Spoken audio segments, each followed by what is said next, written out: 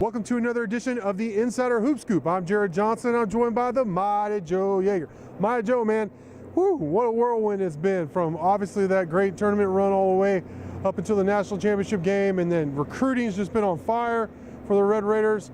Number one class in the Big 12 for the 2019 cycle, and then also some pretty exciting grad transfers and transfers coming in. Just it's been amazing. So I kind of wanted to. It's finally slowed down just a little bit. I'm probably jinxing it, but it's slowed down just a little bit. So let's take a look piece by piece at the roster and how Texas Tech might look next year. Let's start with the returning players, Joe. Yeah, you start off with Davide Moretti, the Italian rifle. That guy is he's going to be your lead horse next year. I see him probably on a lot of first team, all Big 12 preseason teams next year. He has just come leaps and bounds since he's been here. He should be one of the premier shooters, pure shooters in the country next year. He was last year. Yeah. And shot 92% from the free throw line, which blew every other record for a school record away. I think Aaron Ross at 89% is second. So, I mean, just incredible from the free throw line. You might think about maybe trying to get him to the free throw line even a little bit more, right? He's a guy who has developed. He got a lot of flack early on in his career for not being a good defensive player, and I don't think that was always fair. But initially, he wasn't great. Right. But he's gotten so much better, and now he's a very, very solid defensive player. He's not a liability out there at all. So you got that going for you. And I think you're going to see him develop, and I started to see this towards the end of the year, into a leader as well. He became, as he gained more confidence, became more vocal and more demonstrative out there, and I think you're going to see him be really one of the prime leaders, if not the prime leader of the team next year. Yeah, I think his efficiency, Joe, is what stands out to me. Like you mentioned, his free throw shooting, but he's also, shot a high rate from three-point line and just from the field. I believe he had the best turnover to assist ratio on the team last year as well, almost 2-to-1. So he may not be his assist numbers may not be just terrific, but the ratio, the efficiency at which he plays is amazing. Who else is coming back, Joe? Well, you got Kyler Edwards, who I think people may remember him a little bit from the NCAA tournament, right? And that was a guy who is a freshman last year. I think he had somewhat of a quiet regular season, not a bad regular season by any means, particularly considering he was a freshman and he had some good people in front of him. But it didn't blow anybody's doors off necessarily. Showed some flashes here and there, But then it really all started to come together in crunch time. Against the best competition in the most pressure-packed situations in the NCAA tournament.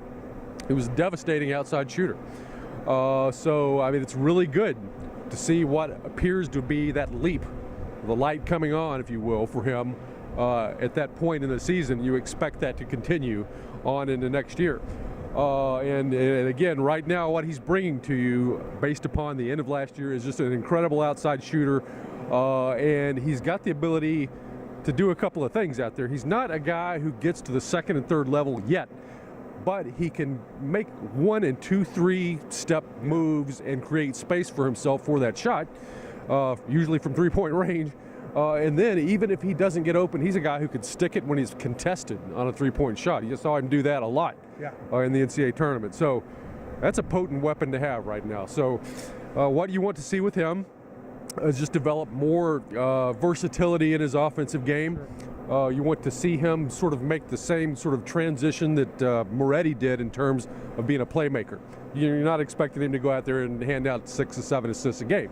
But if you get to the point where he's giving you 2 to 3 assists a game without committing too many turnovers, and then continuing to develop on the defensive end, then you've got yourself a guard who is really, really, he's either a starter or a sixth man next year, almost for certain. So look for that from Kyler Edwards.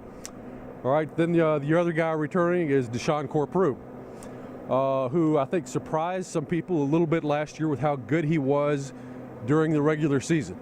He hit the ground running, and he was contributing early on, and it was like he was just kind of made to fit into the system. A tough guy, really a true small forward, a natural rebounder for a guy his size with just a knack for getting to the ball. and a little bit of an underrated, I think, offensive scoring threat as well. I mean, he's a guy who can really shoot it. He's got a line drive shot, which looks a little bit funny, but it goes in an awful lot of the time. And his shooting percentage was very, very high, and you begin to see him get some second-level shots as well, some penetrations, a little bit of a pull-up game down there along the baseline. So very good scoring potential there and rebounding. I think now he didn't play huge minutes. Out of the rotation guys last year, I think he actually had the smallest number of minutes of any of those guys. Now the reason for that was, I think, is twofold. Number one, he had more turnovers per minute than any other player on the team. So he's got to clean that up if he's going to really be a starter or get huge minutes.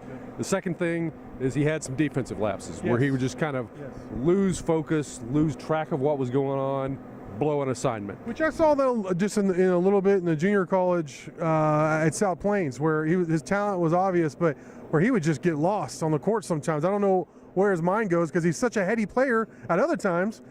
Making a key offensive rebound or a key steal or whatever, seems to be in the right place most of the time. But every once in a while, I think he just loses focus, Joe. Yeah, you know, much like Brandon Francis in that respect. Yeah. You know, where you just you get lost and you get a bucket as a result, and you see Beard just go kind of bananas over there on the sidelines, right? And out they come. Yeah. You know, so and you're on the bench. Yeah, exactly. So. That's an area that Desean has got to focus on is focus.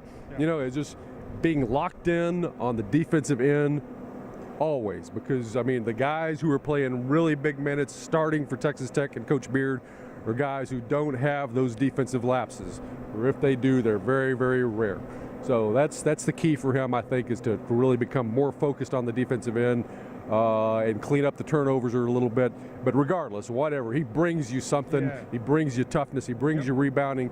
He brings you some shooting, second-level scoring, defense. When he's not having the lapses. So, I mean, so there you go. I mean, there's your three main guys coming back, not including Avery Benson, the walk-on. I want to mention Avery just because I don't expect he's a walk-on. He's a lone returning walk-on from last year. But I did want to mention him, even though he's not going to play necessarily heavy minutes. He did play some key moments the last season, the Arkansas moment where he made that diving play that fired up the whole team. I mean, it's easy to forget now, but they were mired in a 3-game losing streak at that point, and were kind of just sluggish. You know, that was really obviously the low point of the season. And that play galvanized, you know, Beard just hopped on that, man, was going ballistic on the sideline and got the whole team going. And really from then on, Tech was almost unstoppable. I'm not saying that was the catalyst necessarily, but I tell you what, I don't remember them playing that bad after that. I guess at Kansas is the only other time where I think they've really laid an egg the rest of the season. So, and then Avery, of course, also had Beard going crazy with the dunk against Baylor. So, I mean, he had some memorable moments. He's an athletic player. He's definitely a locker room guy, a glue type guy, and just a great kid. So I wanted to mention Avery too. He's coming back. Those four definitely, they shape your core of the team that's going to be here next year, because there's going to be a lot of new guys showing up on campus again next year, or actually this summer, to play. We're going to dive into those guys. We're going to break it down. I think next we'll talk about the transfers coming in, and then we'll talk about the recruiting class, this #1 in the Big 12, number 15 in the country in the coming weeks. But Joe, great stuff from you as always. Thank y'all for watching, and until next time.